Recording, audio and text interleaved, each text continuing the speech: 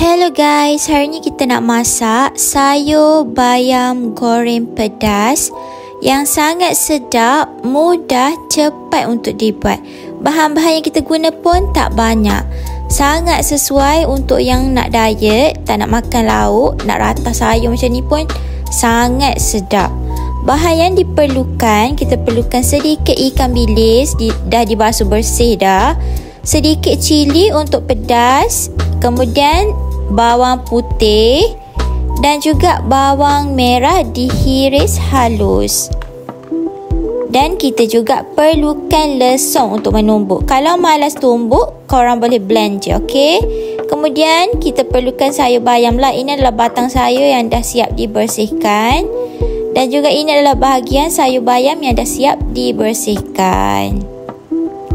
Kemudian kita akan tumbuk dahulu ikan bilis, bawang putih dan juga cili api kita. Kalau korang tak nak pedas, korang tak payah letak cili tau. Kalau nak pedas manja, boleh letak 1 ataupun 2. Yang ni saya letak 4 biji cili sebab cili hijau ni dia tak pedas sangat.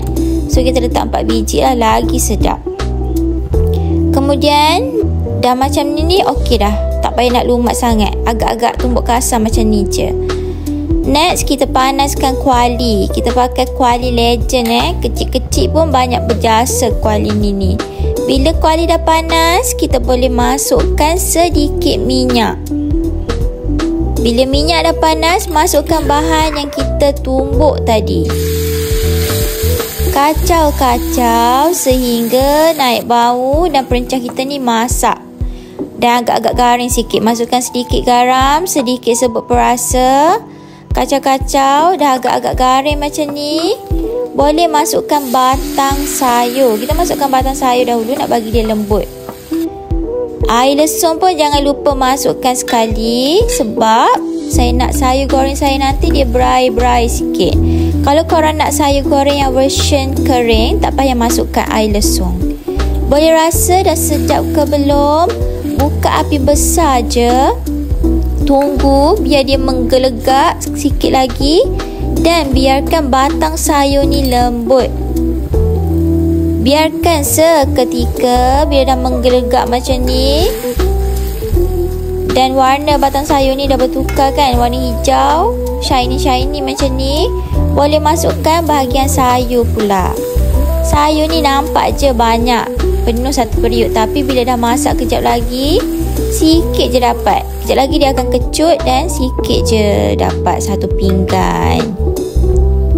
Kacau-kacau sehingga sayur bayam masak dan juga sehingga layu.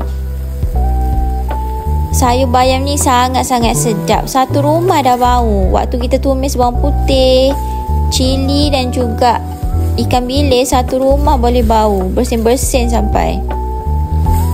Sangat-sangat sedap guys. Sama je macam nak buat kangkung belacan, tapi kita tak letak belacan lah. Sayur bayam goreng kita dah siap. Korang tengok, nampak sangat sedap. Ni rata macam ni pun kejap je habis. Next, kita akan hidangkan dekat dalam pinggan. Yang tak tahu cara nak hidangkan, tak nak bagi comot, mula-mula kita kena masukkan bahagian sayur dulu. Ataupun kalau nak hidangkan ayam pun sama je. Masukkan bahagian isi-isi ayam dulu. Barulah kita tuangkan kuah dia. Barulah dia nice, cantik, tak comot pun. Tak perlu nak lap dengan tisu. Okey, korang tengok sangat-sangat menyelerakan. Sayur goreng bayam pedas is done. Sangat sedap. Korang patut try buat dekat rumah, okey? Jom kita tengok ayam bakar kita dah masak ke belum. Ayam bakar pun dah masak, siap untuk dihidang. Sangat sedap. Ayam bakar, sayur bayam, makan dengan nasi putih memang menambah-nambah nasi. Combination yang sesuai. Kalau korang tak tahu nak buat lauk makan tengah hari apa, korang boleh try buat resipi ni, okey? Selamat menjamu selera guys. Thanks for watching. Jangan lupa untuk like, share and subscribe to my YouTube channel. Bye, jumpa lagi. Assalamualaikum.